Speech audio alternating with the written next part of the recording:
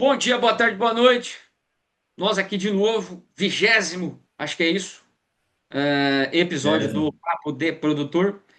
E eu, Rafael, e hoje recebendo de novo o Rodrigo, tá bom? Que falamos lá em janeiro sobre o boi e ele acertou na veia, na lata, prevendo, enfim, constatando que o bezerro é muito caro, a reposição muito cara, poderia levar uma alta da arroba. E pomba, eu estava olhando lá em janeiro, estávamos com uma arroba ali de uns, oscilando de 310 a 318, pá. Isso falando de futuros na B3, tá bom? E hoje estamos aí, por exemplo, o maio bateu essa semana 368, o abril ainda mais, passou dos 370. Então, convidamos de novo o Rodrigo aí para falar um pouco como é que está a situação dele. Ele estava em dúvida naquela época se da reposição muito cara e assim vai. E aí, Rodrigo, tudo bom? Obrigado aí de novo por aceitar o nosso convite. Bom E dia, vamos bom lá. dia. Bri- Enfim, Obrigado. acertaste o Mais uma movimento do vez, muito boi? obrigado. Estamos aqui. Maravilha. E Era acertaste bem ali o movimento do boi, previsível, como é que né? tá A agora? gente já vinha sentindo o mercado há um tempo. Oi? Manda ver. Repete, por favor. Como é que você vê agora, Repete a depois pergunta, por dessa alta favor. toda?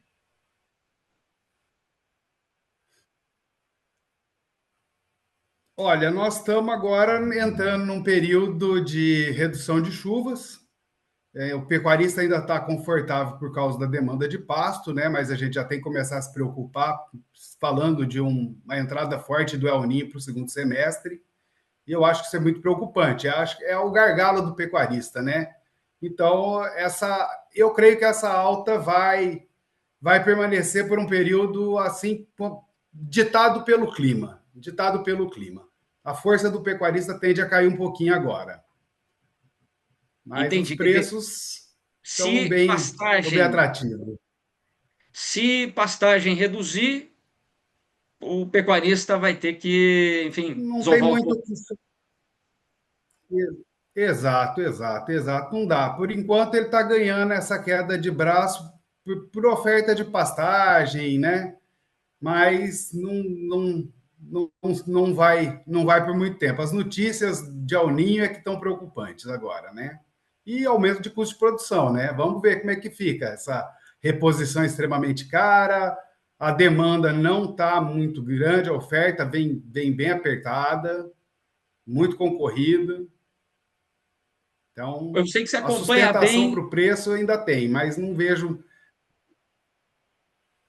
eu sei que você acompanha bem Sim, pode leilões falar. aí. Como é que tá como é que tá o bezerro? Não para de subir? Olha, eu vou te falar, eu até peguei uns dados aqui, porque é assustador, né? Nós estamos tendo bezerro aí hoje na faixa de 18 a 20 reais o quilo. Então, a arroba dele está muito cara. Então, está difícil. Não, para mantendo os preços de hoje, eu estou achando meio complicado fazer uma reposição nesse momento.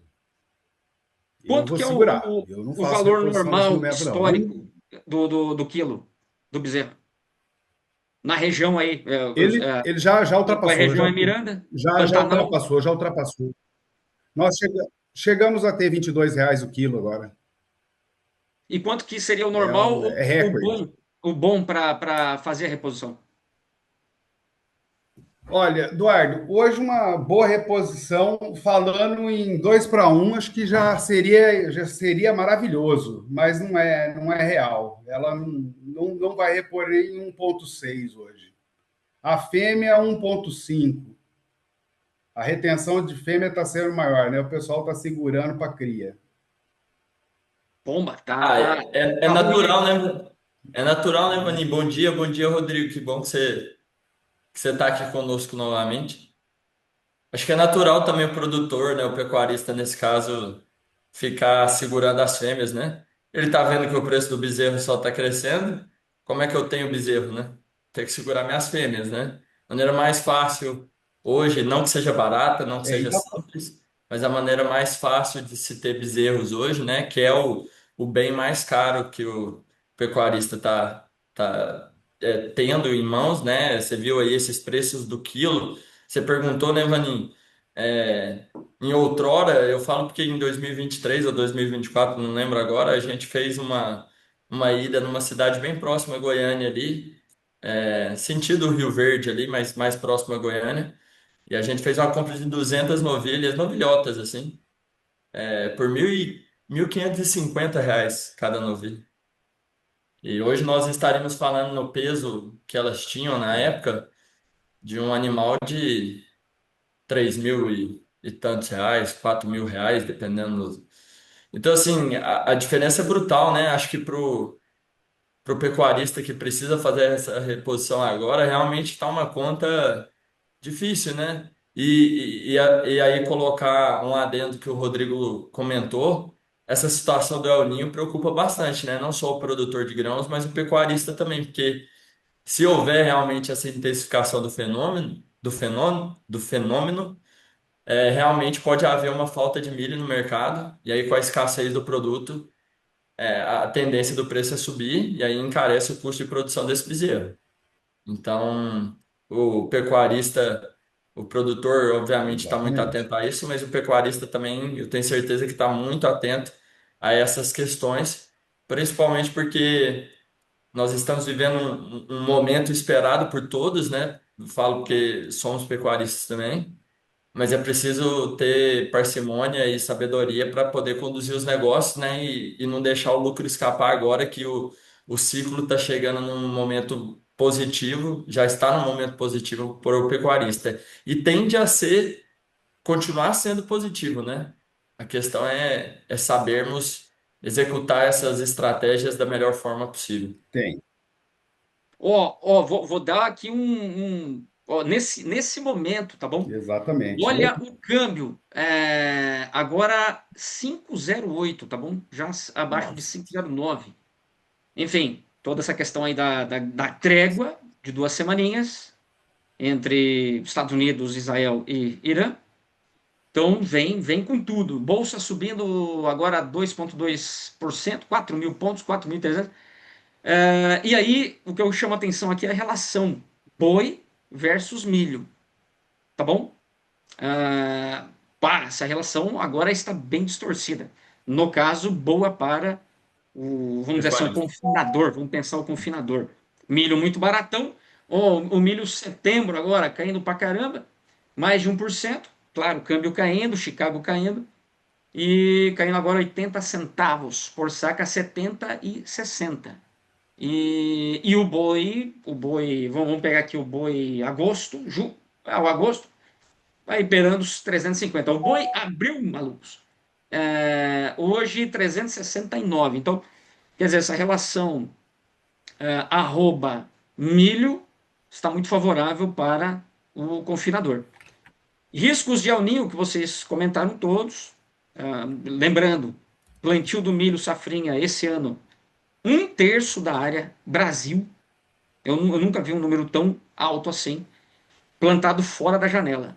Aliás, o único lugar que plantou na janela foi o Mato Grosso. O resto, tudo para fora. Goiás, principalmente. Conversamos na semana passada de redução de área de milho safrinha e aumento de sorgo, enfim. Então temos um risco de produção de milho, um crescimento na demanda interna bastante forte, etanol, e não só etanol, mas também rações crescendo bem. E assim vai. Quer dizer, se eu fosse pecuarista agora, pensando já no meu confinamento, eu estaria Compraria olhando milho. essa relação. E assim, Vani, eu aproveitei, já passar a bola para o Rodrigo também, mas eu aproveitei ontem para conversar com dois amigos de Cristalina também, que tinha um tempo que eu não conversava, inclusive para chamá-los para participar do programa. Daqui uns dias eles vão estar com a gente. E um desses rapazes que eu conversei ontem, ele plantou zero de milho também, somente na área irrigada, Vani. Então você imagina isso. Um produtor Ele normalmente plantaria e não vai. um produtor grande, né? E ele plantou zero, não plantou sorgo também, só vai plantar nas áreas irrigadas, Aí tem pivôs que ele vai plantar feijão, tem pivô que foi milho e tem pivô que pode ser que vá trigo. Ele ainda não sabe se vai trigo. Mas o restante da área toda milheto ou braquiária. Nas áreas mais tardias, milheto, porque cresce mais rápido, vem mais rápido que a braquiária. E nas primeiras áreas colhidas no sequeiro, ele colocou braquiária. Então, veja, você comentou aí, o Mato Grosso foi o único estado que realmente plantou toda a área dentro da janela. Na nossa região, o Vale do Araguaia é sempre uma região um pouco diferente do restante do Mato Grosso. O sul do MT aqui, também beirando Goiás, aqui o Mato Grosso do Sul, também é uma região um pouquinho diferente em questões de regime hídrico e tudo. Mas na nossa região em si, Vanin, tiveram sim produtores que avançaram um pouquinho além da janela ideal, né? Vamos colocar assim, plantando até dia 5, no máximo 10 de março aí, até porque tinha o adubo e tinha a semente em estoque, então o cara necessitava plantar. Então, veja, até no Mato Grosso, que foi um estado que começou a colher primeiro, porque lá em setembro deram chuvas pontuais, mas muitos produtores plantaram, mesmo assim. Esse foi um ano muito assim complexo de se entender. Até hoje, Vaninho, estava numa reunião agora, antes da gente começar o programa, com uma multinacional bem grande. Eles ainda têm uns 3, 4 produtores que estão colhendo soja. Pensa, o cara começou a plantar em setembro Isso em Confresa. em Confresa. Caramba! É porque o cara abriu área, Vaninho, e aí começou a chover e atrasou para ele terminar a abertura de área e ele foi plantar lá em dezembro, um material de ciclo de 130, 140 dias. E aí as chuvas recentes atrasaram esse processo. Então, você vê como que, assim, realmente esse ano está um ano bastante desafiador Bagunçado. para O o clima está produtor já. bagunçado. É. Deixa eu perguntar para o Rodrigo aí, não sei como é que tá a conexão dele. Eu tô vendo ele travar toda hora ali. Mas, seguinte, Rodrigo, o que que você acha que o pecuarista, como é que ele está se preparando em termos de. O áudio de vocês está normal, mas a imagem está ruim. Maravilha, mas vamos Faz tocando. parte. Olha, O... Eduardo, a minha estratégia foi a minha estratégia foi a aquisição antecipada de insumo, né? Eu me preveni agora em janeiro, já tinha feito as compras para o ano, porque já havia alguns rumores, né, no aumento de custo de produção. Aí vem essa onda de guerra, aumento da ureia, tudo isso pode impactar muito no custo da ração. Então, foi uma das preocupações nossa. E aí já antecipaste, que bom.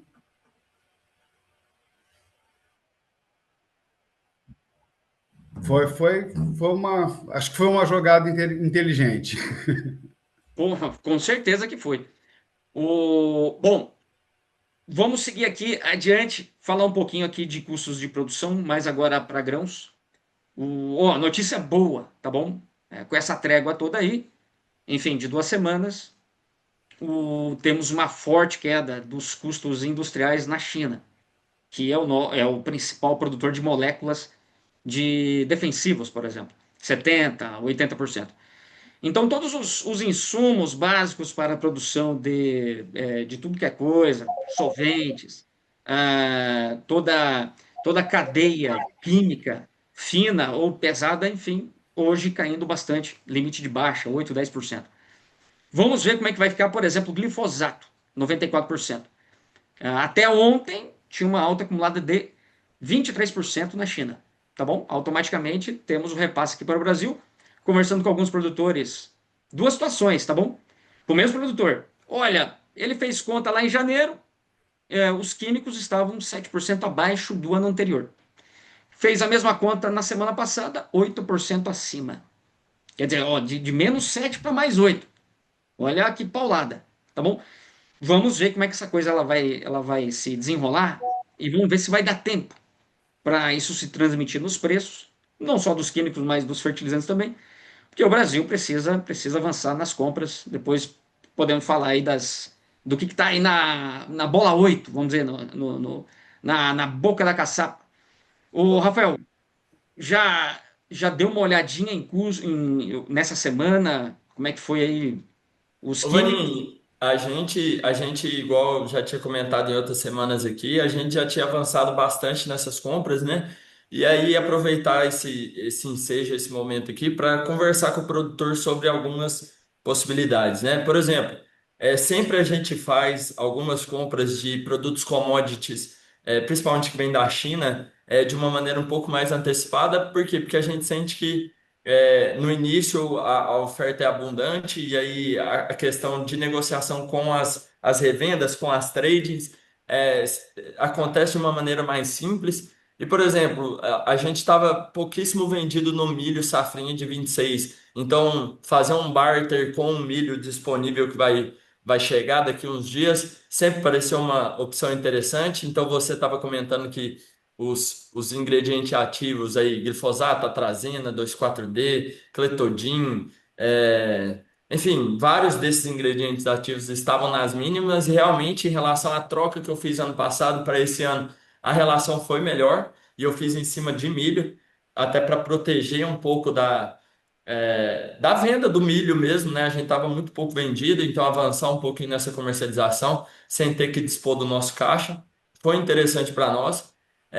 Eu acho que o produtor tem que dar realmente bastante atenção nesse cenário agora. Eu acho que, por exemplo, a guerra deu uma trégua, eu tinha avançado 0% em fertilizantes, então essa semana já vou. Eu acredito que não haverá uma diminuição de preço tão imediata, até porque as tradings e as revendas tomaram posição, possivelmente no adubo caro, porque aquele barato ela já vendeu ao mercado.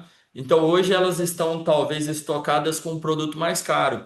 Então talvez seja necessário aguardar mais um pouco para que essa diminuição no preço do petróleo, essa cotação do dólar mais barata, ela surja efeito aqui na ponta. Agora, no caso dos produtos químicos, no caso dos ingredientes ativos, principalmente que a gente estava comentando, eu acho que o produtor deveria sim estar muito atento e avançar nas comercializações.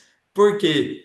Porque existe uma questão também de oferta, né, Vaninho? A gente não sabe o que que a China pode fazer. Ela é o maior fornecedor, exportador desses produtos para nós. Vai que surja algum outro porquê, alguma outra guerra, algum outro conflito que iniba a China de ofertar Vamos esse lá, produto. é só uma trégua, tá bom? 2 semanas. Não quer, Exato, exato. A gente não sabe o que vai acontecer. enfim, não quer dizer que houve casamento, é só um namorico, por enquanto. Exato. Então, assim, eu acho que o produtor, por exemplo, aquele cara que está 0% comercializado para a próxima safra, qual o segmento dentre os segmentos que nós temos, semente, químicos, fertilizantes, aí biológico, nutrição também estão dentro desse enquadramento. Quais desses segmentos estaria mais interessante para o produtor avançar hoje, no dia 8 de abril de 26? Eu acredito que ainda seja o químico. Eu acho que o químico ainda não teve uma reação ao aumento que houve na China nesses últimos dias. Houve um aumento, sim, acho que você comentou ontem ou anteontem no call group, 23% no glifosato, acho que foi 15% na atrazina, 2,4-D subindo, cletodin subindo, enfim, todos esses produtos subindo. Tanto pesticidas, herbicidas e fungicidas, mínimo de alta 10 até 40. Depende da Então, molécula. Então, e você pensar assim, poxa, é lógico que fertilizante é fundamental, precisa ser comprado, negociado agora para que a logística o entregue e você tenha tempo, enfim, de realizar todas as operações. Muitos produtores fazem essa adubação a lanço, então é uma atividade pré-plantio, então o produto precisa estar lá, ele precisa ser conferido, analisado antes de você colocar a campo. Mas hoje, falando nos próximos, sei lá, 10 dias, antes do 30/4, o que que o produtor precisa avançar, no meu entendimento? Precisa estar muito atento nessas oportunidades nos químicos. Perfeito. Só colocando aqui, tá bom? Por que que é importante para o Brasil? Vamos falar primeiro da ureia. Temos a área de trigo que já se falava em redução, pelo menos aí de uns 20%, porque o preço era ruim. Isso faz horas. Aí, falando de Rio Grande do Sul, o produtor do Rio Grande do Sul reduziria o trigo e aumentaria o milho verão.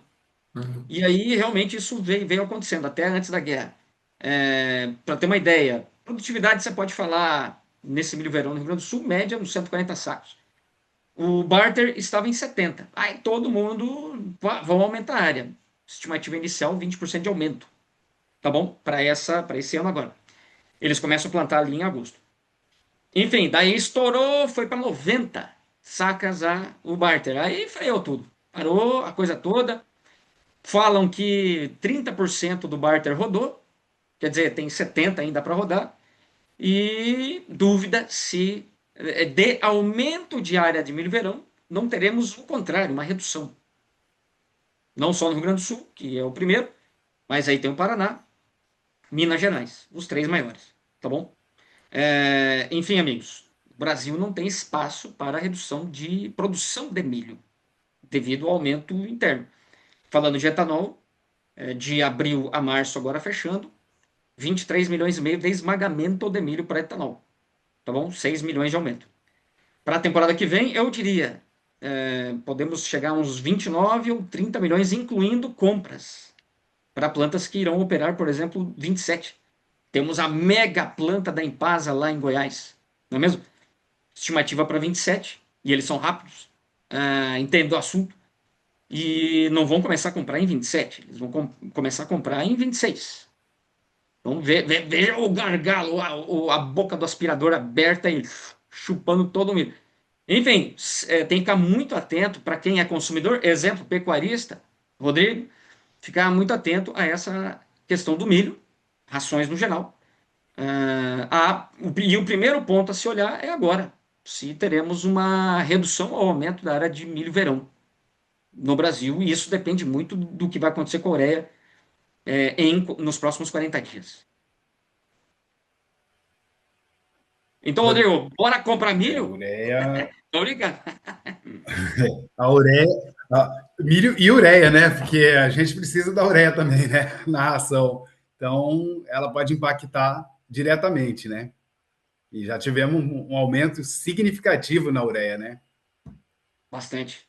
É, Ó, ó, a ureia em relação ao ano passado, 100% de alta. Quase 100.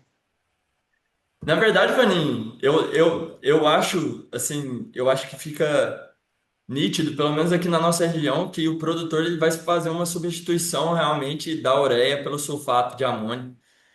Até porque o milho responde muito bem ao incremento de enxofre dentro do manejo do talhão. Eu falo isso porque esse ano no milho verão a gente utilizou o sulfato.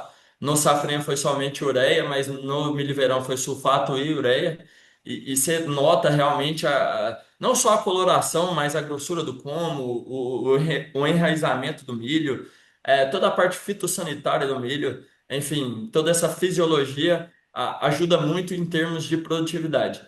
Fora isso, Vaninho, eu acho que o produtor ele está explorando todas e todas e todas as opções que ele tem. Inclusive, Vaninho, uma coisa que a gente não comentou, mas tem muito produtor estudando bastante, incremento de nitrogênio na sua área via plantas de cobertura, né? Então, a utilização de crotalários, enfim, de outras espécies para que haja um incremento nesse Como é que tá a oferta de semente dessas Não é, tem, não tem tido nenhum cobertura? problema para Né? encontrar, Vaninho. Eu falo porque no nosso caso a gente plantou esse ano braquiária e crotalária e a gente teve, na verdade, uma redução no preço do quilo dessas sementes, de todas no geral. Aqui a gente plantou Croleuca, né? Tem gente que planta expectáveis, Júncia. No nosso caso foi a Croleuca e a nossa braquiária é a Rosiziensis. Mas eu falo em termos de outras braquiárias, outras brisantes, enfim, outras pânicos, outros planos de cobertura. Eu acredito, não ouvi nenhum reporte de dificuldade de compra desses materiais. Mas falando especificamente agora no caso do produtor, eu acho que assim, até por necessidade mesmo, não só interesse, eu acho que há muito interesse de melhorar, de agregar conhecimento, não só dentro da propriedade, mas para a pessoa em si, né? Mas eu tô vendo, né, acompanhando bastante assim, os amigos mais próximos, o pessoal do Instagram que você segue e que você tem algum tipo de interação ou de respeito, você vê que as pessoas estão buscando alternativas para passar por esse período turbulento, né? A gente estava comentando sobre a questão da pontuação, tanto de fósforo quanto de potássio para essa safra 26, 27.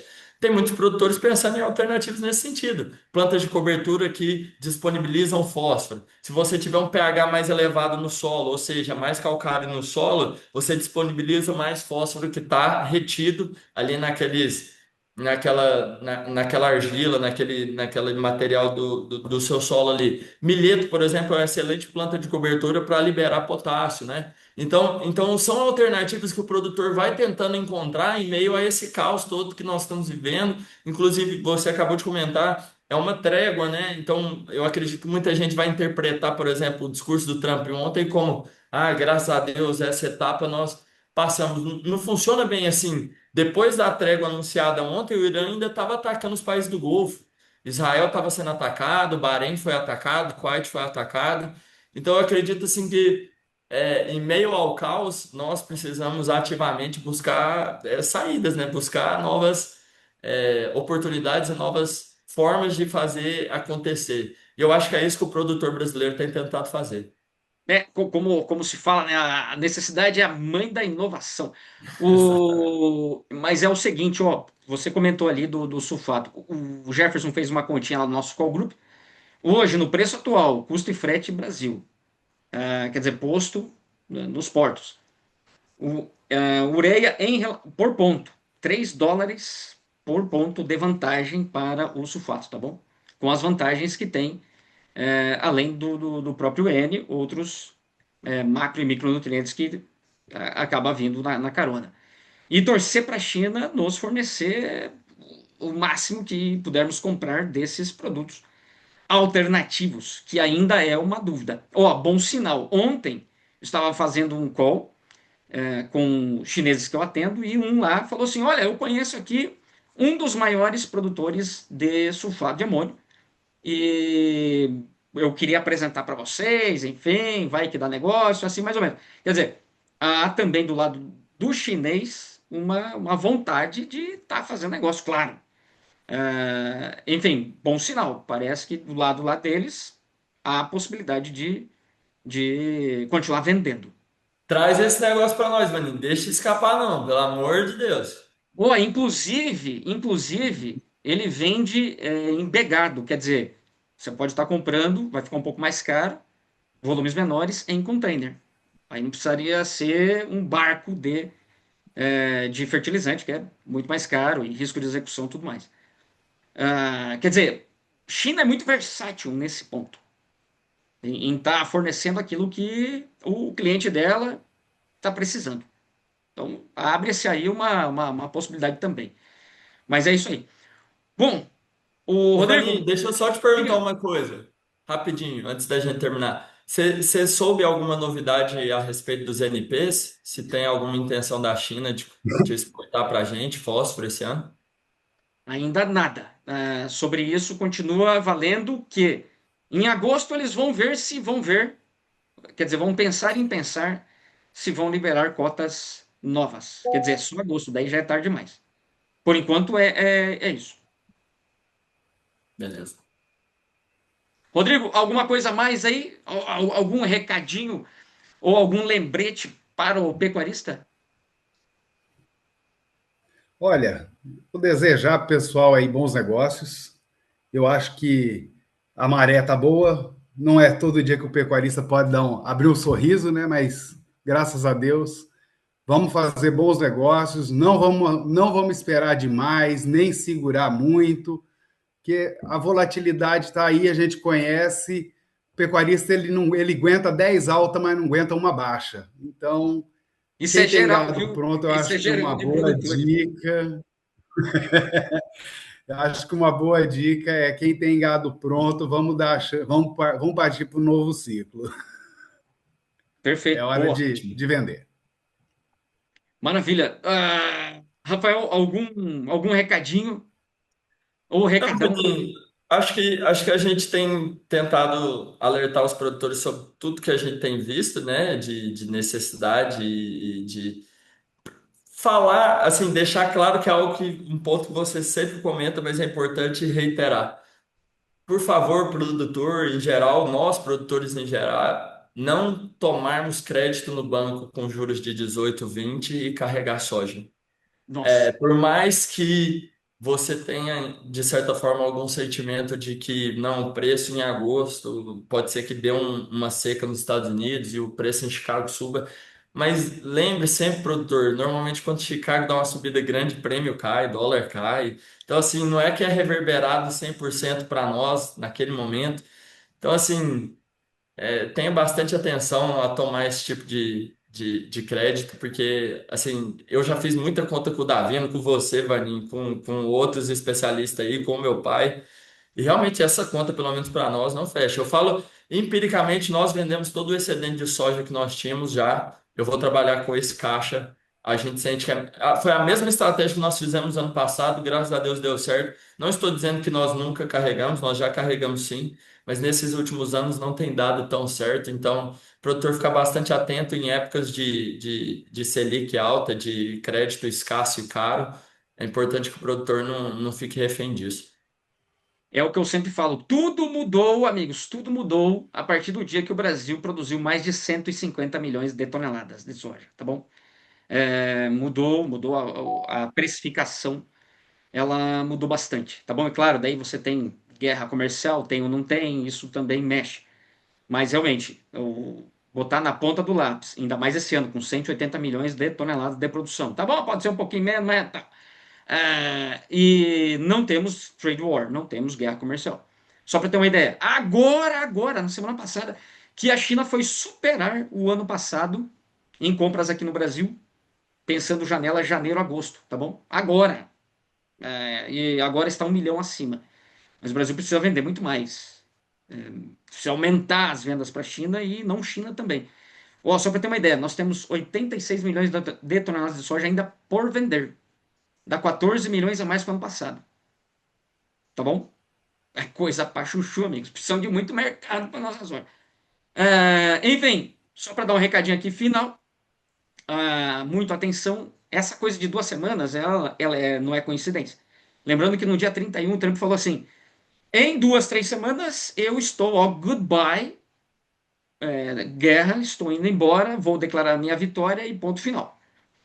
O que coincide com essas 2 semanas também de trégua. Tá bom? Mas daqui até lá ainda temos algumas coisas bem importantes. Por exemplo, todos aceitarão o Irã como o porteiro, o novo porteiro do estreito? O novo dono? Cobrando para entrar e sair e escolhendo quem, ó, você sim, você não, papapá. E assim vai, todos aceitarão? Inclusive os países do Golfo? Essa é uma pergunta. Segunda pergunta, Israel, tá bom? Aceitou também essas 2 semanas. Mas depois, vai ficar por isso mesmo? Vai continuar atacando o Hezbollah, que é financiado pelo Irã? Vai continuar atacando o Irã ou não?